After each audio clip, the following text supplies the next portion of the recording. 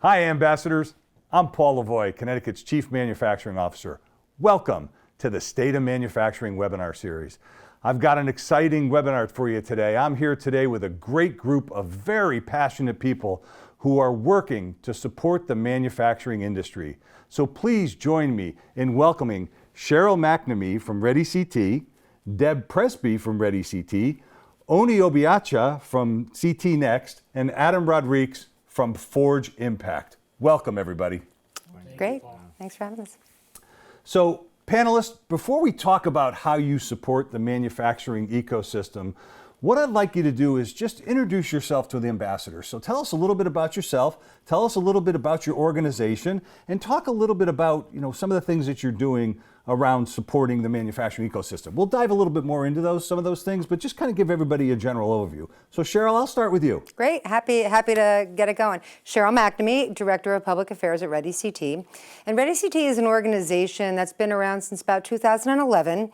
And what we do is we work in schools. We do a number of things, but relative to manufacturing, we're working in schools to bring those work-based learning experiences to students. We're quick to say students don't know what they don't know, and they don't know a lot about manufacturing. So we're bringing that part of the learning to life. It runs right alongside classroom instruction, and then students really get to make some informed decisions about where they see themselves, what their capabilities are, where they can be. So important to get kids engaged in kind of that K through 12 space, right? Absolutely. Get them engaged in some of the opportunities that are available in the state, and so that's the role that you guys play at readyCT. Exactly. Okay. Deb, talk a little bit about your role at readyCT. Sure. So I'm Deb Presbie, Program Manager with readyCT, and really been involved in workforce development for over 35 years, but focused on the manufacturing sector for the past 6 years or so.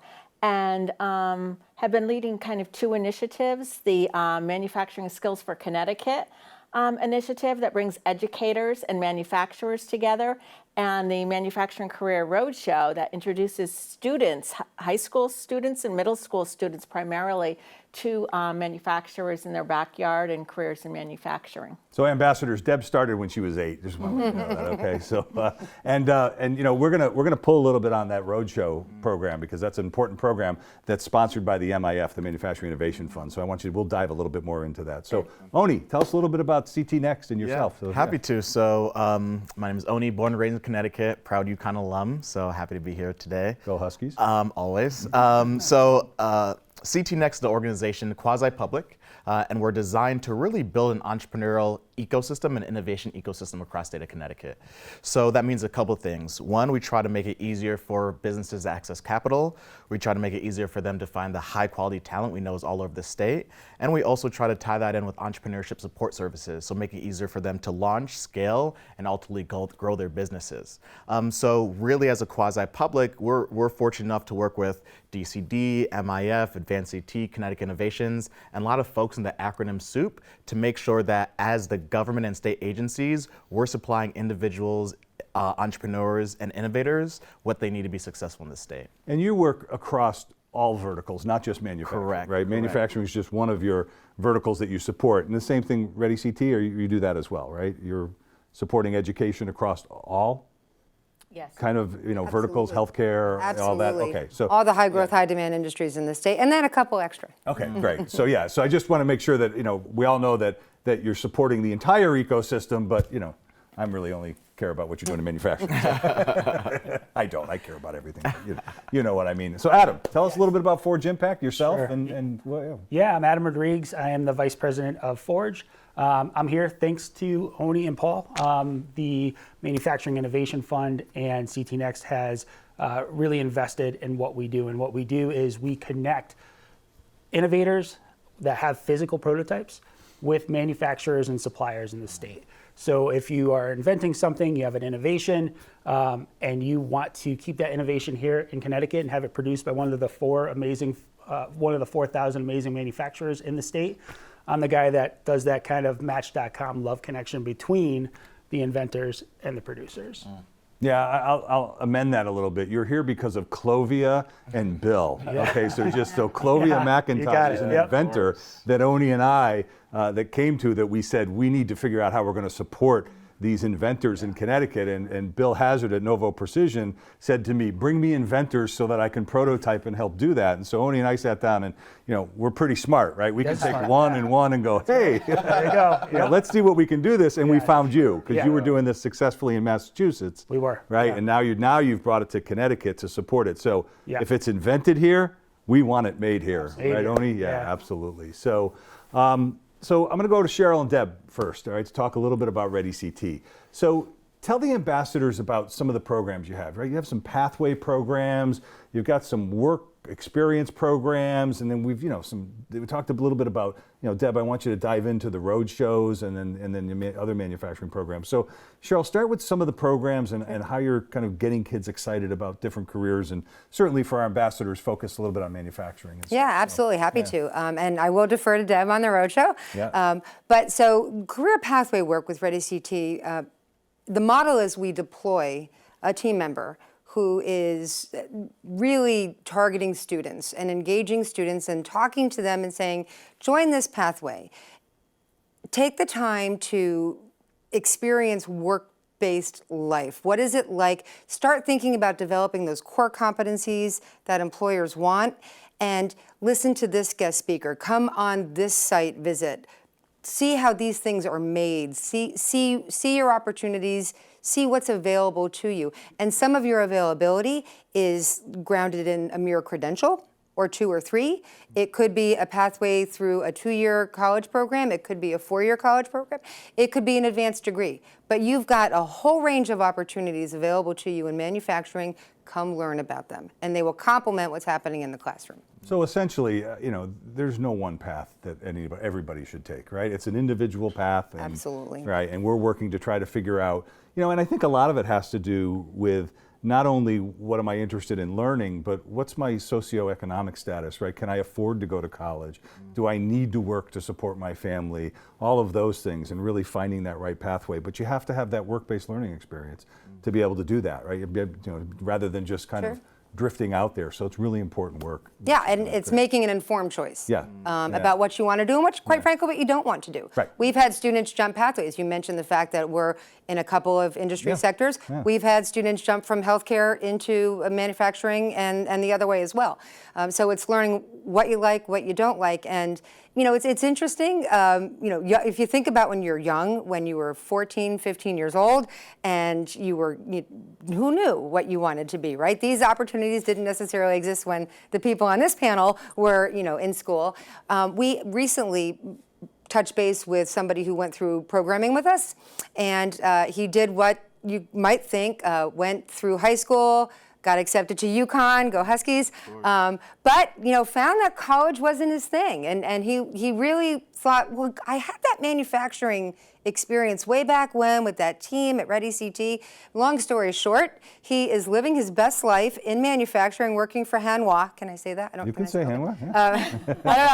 Working for Absolutely. Hanwha. But and real talk about ambassadors. This young man has one of those shifts. It's 4 days. So the 4 longer days, he's got 3 days off. He couldn't be happier and is heralding the wonderful quality of life that he has right now. Oh, that's great. Those are great stories. I love those stories. Yep. So Deb, talk a little bit about the work you're doing at readyCT. Sure. So, one of the things is that, workforce, right? I mean, that's what manufacturers are saying that they need. Where are they going to get those folks from? Comprehensive high schools is one of the ways that we're preparing folks for manufacturing careers. We had a grant with ConStep over the past couple of years where we identified over 50 schools, comprehensive schools, that were doing something in manufacturing education. And we also assessed 12 of those schools and created a website, Manufacturing Skills for Connecticut, that lists those programs, lists contacts for those programs, and lists all of the manufacturers in Connecticut. And the whole idea about that project and that initiative is to connect manufacturers to K through 12 education, primarily secondary education, high school folks. So if I'm a manufacturer and I'm in the Bristol area and I want an intern who do I reach out to? You can go on the website, you can find out, information, you can contact Jamie Reckenberg at Bristol, Public Schools. Well, no, we've got Jamie. we've got the contact information there. We've got an overview of the courses that they offer, and vice versa. As schools look to develop connections with manufacturers, they can have access to the manufacturers in their area. Lots of great resources, videos for students that expose them to manufacturing careers, career pathway information, resources about the state, DECD, the community colleges, the four-year colleges. There's lots of information on there. So what's the website for It's this? mfgskillsct.org. Okay. Say that one more time. mfgskillsct.org. Excellent. Thank you. So put you on the spot a little bit, I think. So in doing this project, how many comprehensive high schools have manufacturing programs? Do you know the number? Well, we know that there are over 50. We have 50 on the site. We're trying to reach out, and this is where our ambassadors can help. Who can help, okay? We need you to reach out to those schools that have manufacturing programs and get them to complete a very brief survey so that we can capture their program information and put it on that website.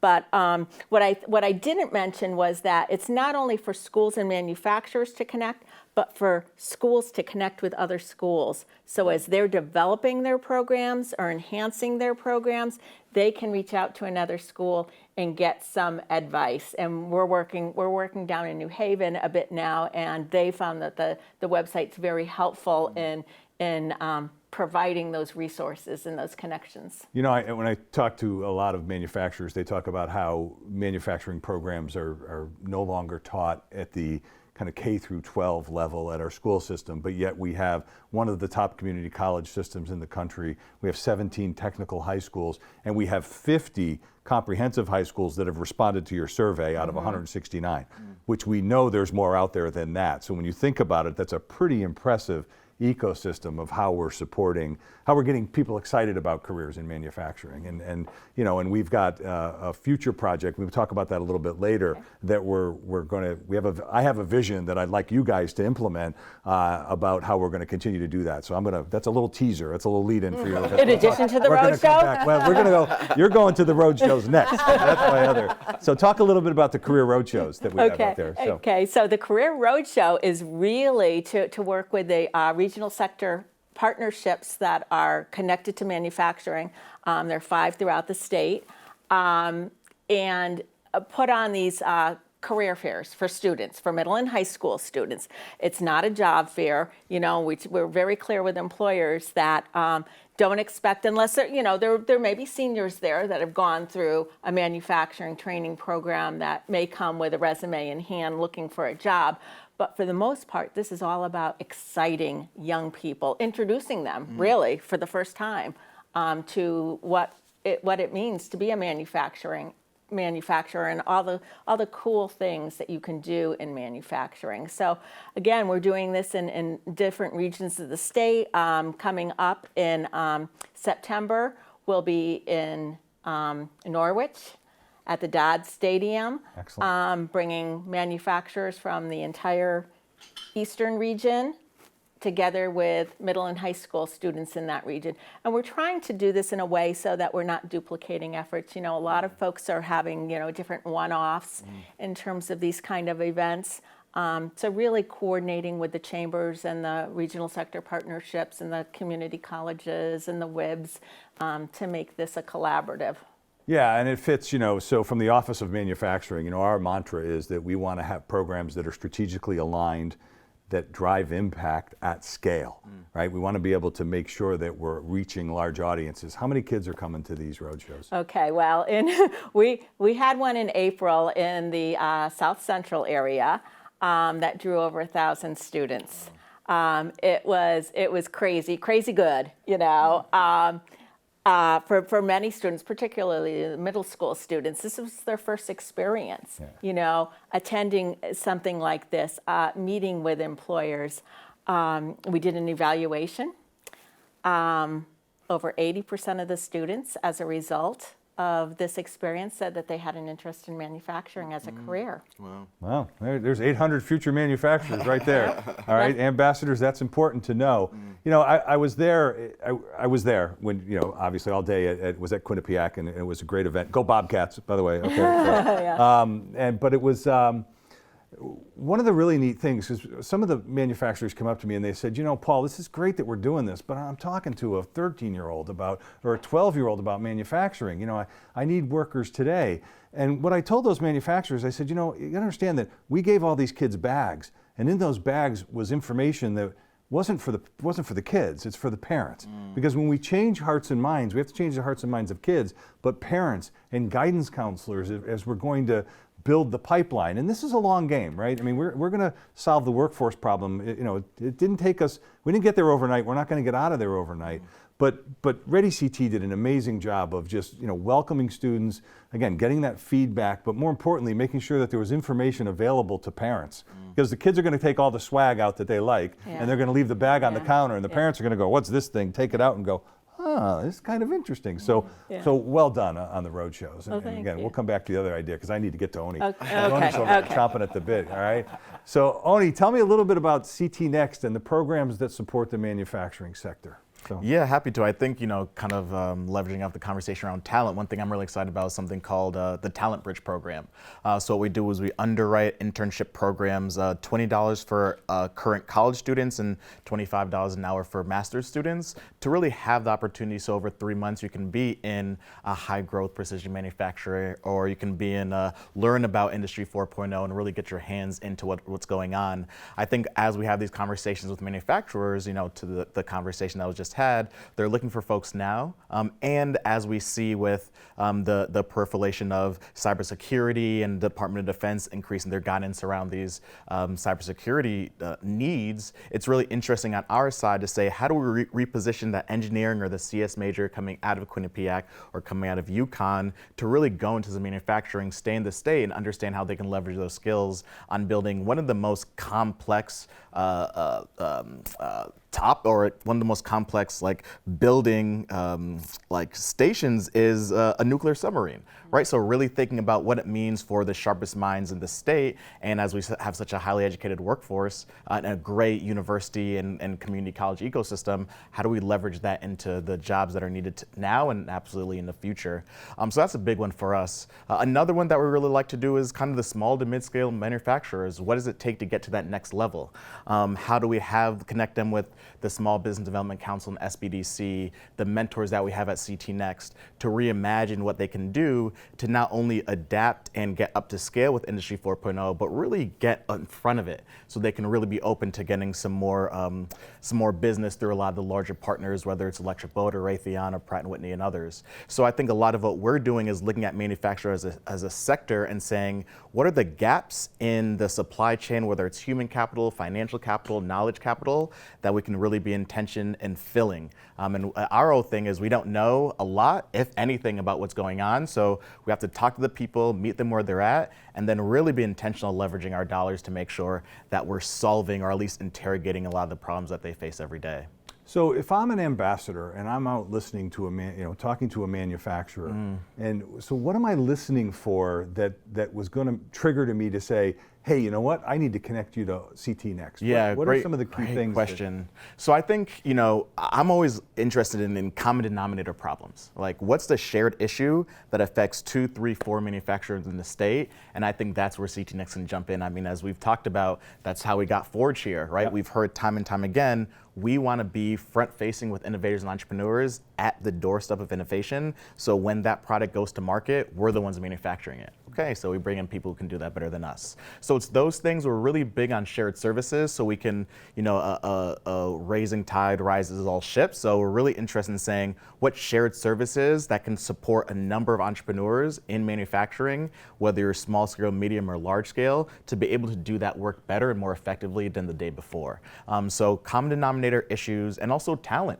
Also interested in thinking about what are the ways that, especially young people now, I think I read a study that a majority, I think 70% of young people under the age of 25 want to go into content creation, right? Posting on TikTok or YouTube and getting paid for that. Well, that's very different from manufacturing, right? But in order to do that, if you're working 4 days a week at a great job, you have that healthcare, the stable benefits, and the paycheck to then go do that, live that life that you want to have, that best life that you want to have.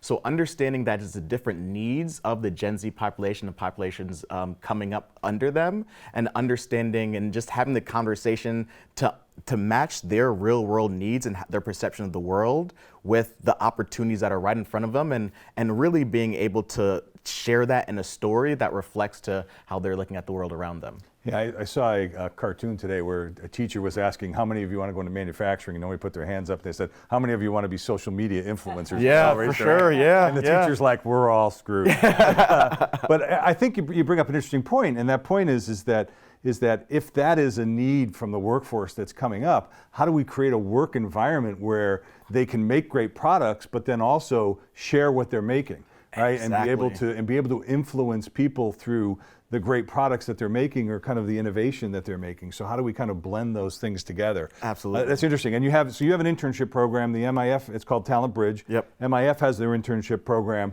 There's many programs out there, and we're starting to kind of communicate all of them together to be able to go to manufacturers and say, hey, listen, you know what? You can get 2 interns here, but you can get some more over here. For sure, yeah. There's a little pool of money over here Yep. too. Melanie at Goodwin, she always has money, right? So there's always some money available out there. So if I'm a manufacturer, I come to CTNext, how much do I have to pay for all these services? Yeah, so there was $0.99 or 000 across the board. As a quasi-public, everything is free.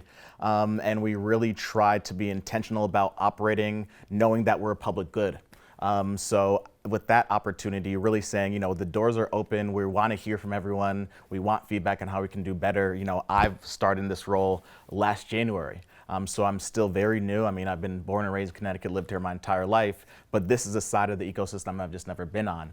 So the more feedback we can get, the more opportunities manufacturers can kind of knock on our door, ctnext.com, and really hang out and have these continued conversations, the better we're able to serve them. Well, you got a month's more experience than I have in this role, so you're experienced. Yeah, veteran at this point. We're going to call you experienced. So ambassadors, hopefully you understand that CTNext is really sitting there to support the manufacturing sector as it relates to talent, as it relates to business development needs. Again, they'll connect you to the right resources, but again, a tremendous resource for manufacturers to be able to understand, how do I take my business and go to the next level and really tap into that. And especially, when we talk about, and we're going to get to Adam, we'll talk about Forge and innovation. These services are not available for just entrepreneurs trying to think of a new product. If you have an established product line, but you want to get into a new product line, we have services to be able to support you, which is a really good segue for me to go right over to Forge Impact and right over to Adam. So Adam, tell us about Forge. Tell us, I think a lot of the success you've had, because you're relatively new in Connecticut, but you've had some great success in Massachusetts that we're very excited about. So talk a little bit about kind of what you've done in Massachusetts, how that's going to translate to Connecticut, and I know you've had some success stories already in Connecticut. Sure. So tell us a little bit about that as well. Sure, yeah. So we've been, to your point, we've been around in Massachusetts since 2015. And that's only because we've been primarily funded to operate in Massachusetts. But what's interesting is that right around COVID, we started to get a lot more inbound requests from startups and innovators that wanted to onshore their manufacturing because they were having issues, with supply chain like everybody was. But with that also came an increased interest from Connecticut innovators. And Connecticut innovators were reaching out to us and saying, we want to connect with Connecticut manufacturers. Now, we weren't funded to do that, and now we are, which is awesome. So now we're in Connecticut, hitting the ground running, taking all of our existing programming and deploying it here, and it's been working out beautifully. So just to scratch on a couple of things that you said and how this all ties in, and you with the common denominator, right? And things that you want to invest in. Forge ties into a lot of what we're talking about in a few different ways. So on the manufacturing front, if you're a manufacturer, and as you know, Paul, you're in manufacturers all the time, right? A lot of these small manufacturers, they can't leave the site and go discover these innovative opportunities. We have these great innovative opportunities coming out of UConn, coming out of Yale, coming out of University of Bridgeport, right? They can't leave the shop floor and go to these events and discover the innovation, right? So that's what Forge is doing. We're the boots on the ground for these manufacturers. And when we bring these innovations and these opportunities to manufacturers, now the manufacturers have the option to say, I've been making medical devices my whole life, But now there's this opportunity in clean tech. I have the machines, and maybe I don't have the certifications, but that's where Concept comes in, right? Then I connect them to Concept. So we're using all of these resources to help our manufacturers discover new opportunities, fill capacity gaps, develop new revenue streams, all through innovation. The second part of that ties into workforce. And this is anecdotal at this point, but we hear it all the time, in that younger kids, they want to see these cool, startup inventions being produced at these manufacturers. They want to be part of that. They want to produce something cool. And one quick story is I worked with a small manufacturer, precision manufacturer, just outside of Enfield, Connecticut, who was making a component that was in the night vision that caught the Boston bomber during the marathon, right? And I was doing a tour with a bunch of high school kids, and you could see they all lit up at that and thought it was so cool. And so the more that we can bring these really cool innovations to these manufacturers, I think the more marketable manufacturing becomes to the workforce as well. So I'm an ambassador. I'm out talking to a manufacturer. Maybe I provide, HR services or something, and I'm talking about the business, and they say, I got this great product idea. Immediately, an ambassador should say, got to connect you to Forge. Of course. Right? Yeah. You know what? We have an answer for that. Got to connect you to Forge.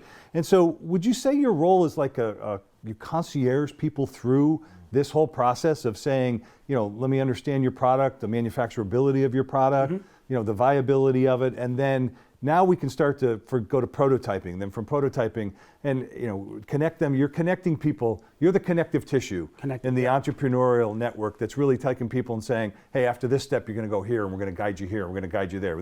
Is that a great way to say it? Or? It's a really excellent and important point to bring up, because we not only make the connections, but we help prepare the innovators to engage with manufacturers. If you're an innovator and you're coming out of Yale and you have this brilliant concept, it doesn't mean you know where you're at in your development process, right?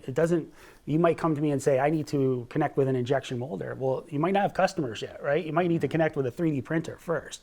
And so Forge is there to intervene, to help support, draw from our support resources. We have a very broad network of support resources, so many in Connecticut, that will connect the innovator with.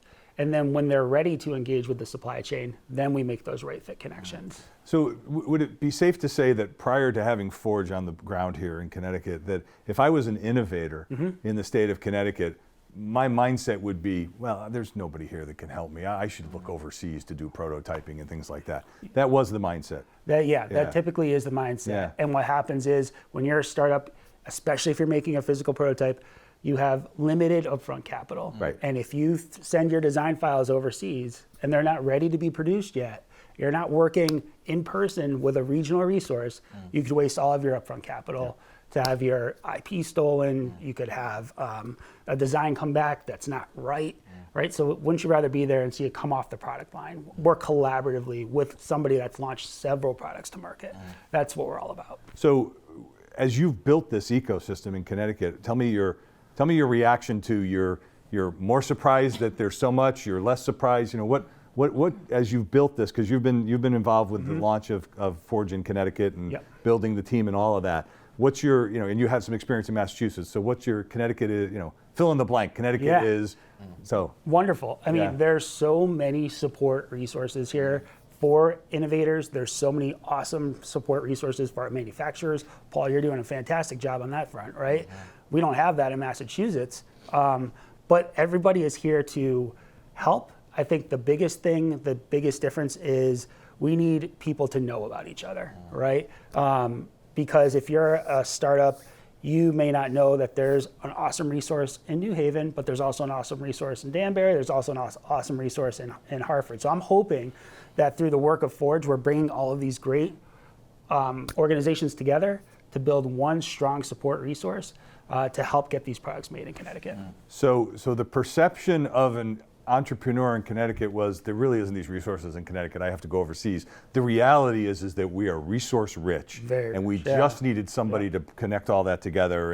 And really, that's I think that is the impetus behind CTNext and the Manufacturing Innovation Fund jointly funding Forge to be here to be able to do that. Is that Oni and I sensing that, we think there's a really good ecosystem here. We just need to figure out how to do this. And you guys have the experience to do that. That's great. That's awesome. So, okay. So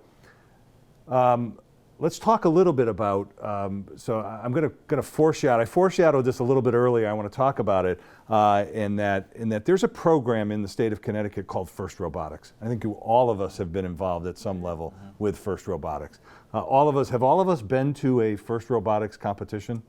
Yes. Yeah? I have not. No. You have not? No. Oh, you need to come with me to a First Okay. Robotics Happy to, competition. yeah. If you want to restore your faith in the fact that we have a shot at maintaining our dominance in manufacturing, you need to come to a First Robotics thing. And so I think once I get you guys, you'll get hooked as well. So what we're looking at doing is I've asked First Robotics New England to go to readyCT because they're the K through 12 group, and to give a proposal to roll out a comprehensive First Robotics program through K through 12.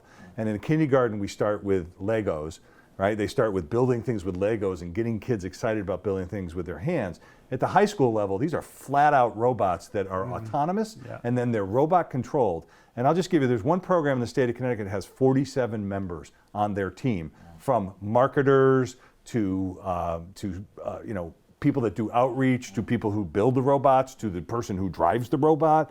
But I have to tell you the story. I was at First Robotics at Hartford recently, and a young man, a high school student, sits down next to me. And he's sitting, I'm sitting here, he's sitting next to me, and he goes, "Excuse me, sir, would you mind if I took out my phone?"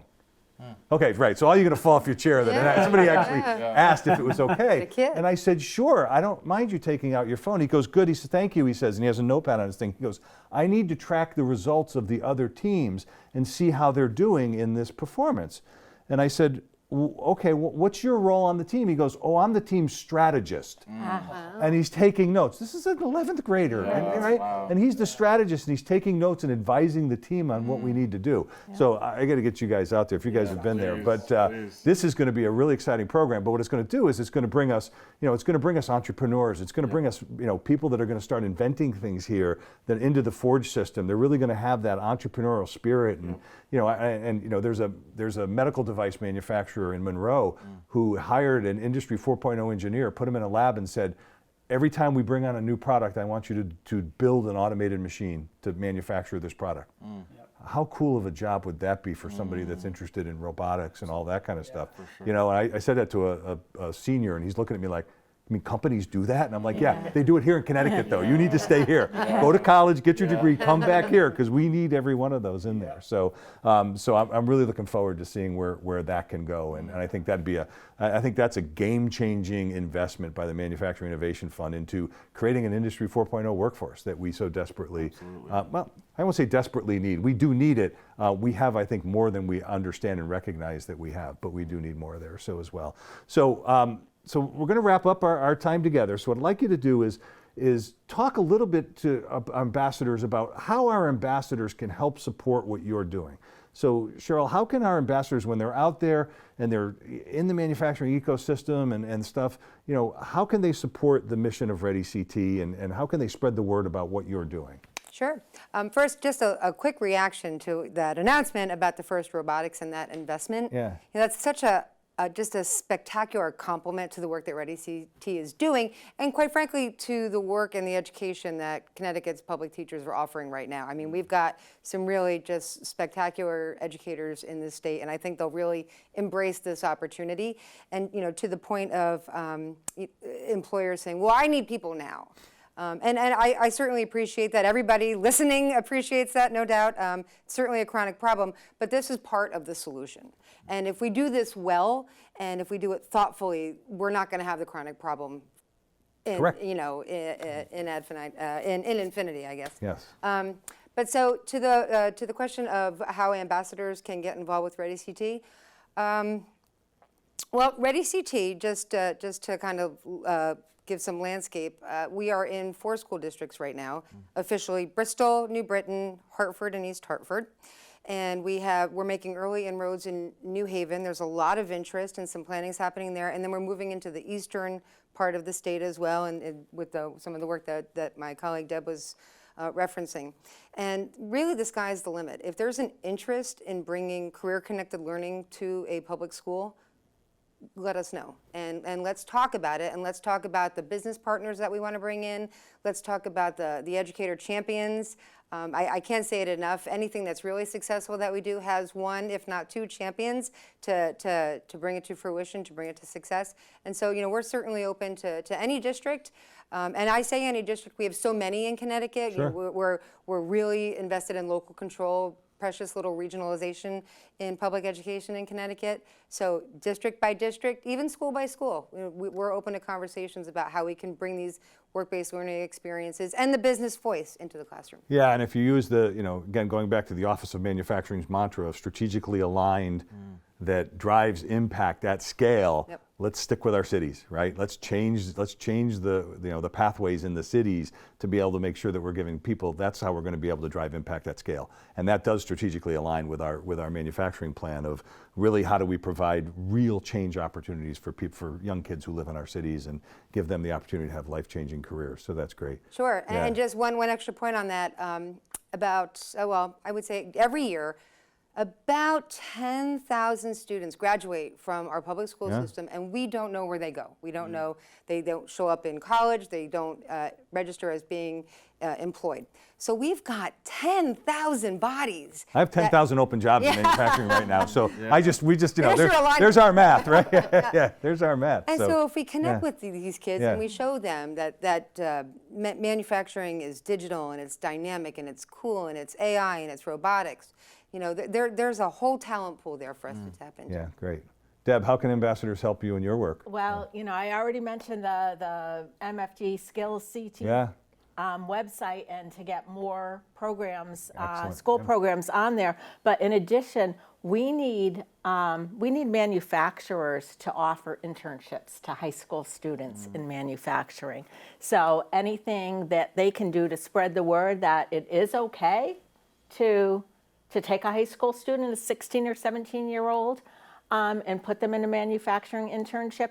And that's where they're going to learn. That's where they're going to be able to figure out, is this something I want to do? Do I want to go into a manufacturing facility right after graduation? Do I want to go on for post-secondary education? It's just getting their feet in the door. And while you were talking, I just had a thought that we need to integrate our ambassadors into the career roadshows, right? We need to have ambassadors on the floor with manufacturers in their ambassador gear talking to kids as well. Good. Yeah, we're going to talk about that. Okay, we'll talk about how we're going to tap into that resource. So. Can Deb make a reference to, you can find information about that 16 and 17-year-old at readyCT. We've got a webpage. Yeah. Because there's a big myth. Yeah, so absolutely. maybe Right. You just did that.